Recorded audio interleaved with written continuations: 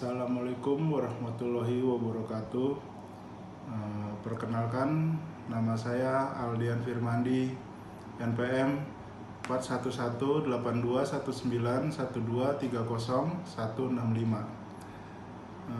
Izin saya akan menyampaikan tugas dari mata kuliah anatomi. Berikut adalah mata kuliah anatomi yang akan saya sampaikan adalah panca indera pendengaran. Seperti yang kita ketahui, panca indera pendengaran itu adalah panca indera yang sangat penting di dalam hidup kita sehari-hari. Selanjutnya, mari kita pelajari alat indera pendengaran. Alat indera pendengaran, telinga kita, lihatlah telingamu sendiri di cermin atau lihat dari temanmu. Telinga kita tampak seperti lobus atau lubang telinga dan saluran telinga. Jadi sekarang lihatlah gambar skema telinga kita. Jika dikaji dengan baik, telinga dapat dibedakan menjadi 3 bagian, yaitu telinga luar, telinga tengah, telinga bagian dalam. Untuk telinga luar merupakan saluran dari telinga luar sampai ke gendang telinga dalam kurung membran tampani. Diulangi, membran tampani. Yang kedua, telinga tengah merupakan bukaan gendang telinga dan selaput bagian dalam kurung koklea yang terbatas. Pada telinga bagian tengah terdapat 3 tulang yang berdaging. Tulang pendengaran antara lain malleus dalam kurung yang bentuknya seperti martil, landasan yang bentuknya seperti landasan, dan sangurdi yang bentuknya seperti sangurdi pancatan kaki pelana kuda. Telinga tengah dihubungkan ke rongga faring atau sebuah tabung saluran yang disebut saluran eutaxius, dinamai menurut penemunya. Oleh karena itu, biasanya aliran udara di ruang tengah sama dengan aliran tekan udara atmosfer. Dalam kondisi normal, lubang ini selalu tertutup dan terbuka saat menguap, menelan, atau mengolet. Merupakan kegiatan yang sehari-hari kita temukan di kehidupan kita. Selanjutnya ada di nomor 3, telinga bagian dalam atau labirin. Merupakan sistem cairan yang mengisi saluran dan kantong pada rongga pada tulang tengkorak yang disebut koklea dan saluran setengah lingkaran. Pada koklea terdapat reseptor difusi dan pada rongga setengah lingkaran terdapat reseptor keseimbangan. Selanjutnya akan saya jelaskan di skema gambar bagian-bagian telinga berikut ini. Mungkin di skema gambar ini ada bagian-bagian telinga atau indera pendengaran seperti daun telinga atau bagian ujung di sini tuh helix. Terus bentukan daging seperti ini tuh disebut dengan tragus, dan di ujung bawah telinga namanya lobule. Dan dalamnya saluran dalam terdapat saluran pendengaran, dan di atasnya terdapat tulang temporal. Dan selanjutnya ada tulang-tulang pendengaran, ada saluran eutaxius, dan ada kanalis simisirkulasi. Selanjutnya ada vestibulus, saraf, koklea, tingkap oval, dan tingkap bulat. Berikut adalah bagian-bagian dari telinga kita. Seperti ada di gambar tersebut, ada warna-warna mungkin yang bagian-bagiannya adalah seperti warna coklat, ada telinga luar, dan warna pink, ada telinga tengah, dan mungkin di warna biru ada telinga dalam yang disebut mungkin itu gendang telinga. Oke, selanjutnya bagaimana telinga dapat mendengar bunyi.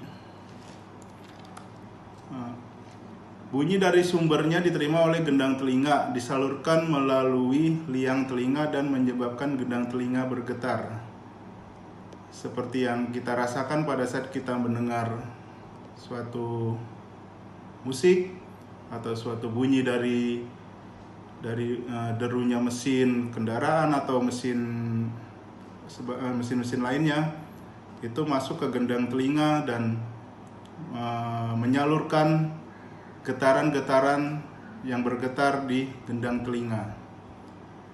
Getaran pada gendang telinga menyebabkan tulang-tulang pendengaran bergetar dan getarannya akan meningkatkan beberapa kali lipat. Kemudian, getaran tulang tersebut akan menyebabkan cairan di koklea bergetar dan akhirnya mencapai reseptor menerima impuls suara yang ditransmisikan melalui saraf ke otak untuk diterjemahkan. Yang dimaksud adalah mungkin kita mendengar suara teman kita, suara di sekitar kita, dan kita dapat mengartikan maksud suara itu apa. Nah, itu yang dimaksud dengan reseptor menerima impuls suara ditransmisikan melalui saraf untuk diterjemahkan. Selanjutnya, selain aliran udara, getaran suara juga dapat disalurkan melalui tulang tengkorak sehingga menyebabkan gendang telinga bergetar. Mungkin getaran suara itu yang sudah bergetar sampai ke tulang tengkorak mungkin terlalu besar. Nanti akan saya jelaskan ukuran-ukuran suara yang normal untuk masuk ke gendang telinga kita. Oke, selanjutnya gangguan pendengaran atau tuli. Ya, mungkin ini salah satu gangguan-gangguan yang sering kita lihat ya, sering kita dengar, mungkin di sebagian orang-orang sekitar kita juga. Selanjutnya saya akan jelaskan. Gangguan pendengaran dapat berupa kurang pendengaran atau tuli. Adanya gangguan pada transmisi suara pada saluran telinga karena contohnya penyakit yang menyebabkan kerusakan pada gendang telinga, ulkus, penumpukan kotoran telinga pada gendang telinga, pengapuran dan pada gendang telinga. Di sini dimaksud bahwa mungkin kita harus sering membersihkan bagian-bagian telinga kita, bagian telinga dalam, tapi dengan saran dokter atau saran ahlinya atau dokter spesialis seperti dokter THT. Nah, selanjutnya kerusakan reseptor disebabkan oleh penggunaan obat-obatan tertentu yang merusak reseptor. Penggunaan pada obat-obat tertentu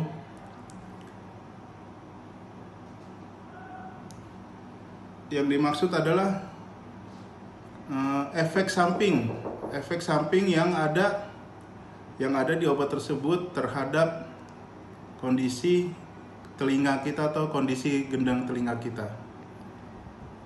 Oke, selanjutnya otosklerosis adalah penyakit yang menyebabkan jaringan tulang pendengaran stapes di telinga bagian dalam melekat sehingga tidak mengirimkan suara dengan baik.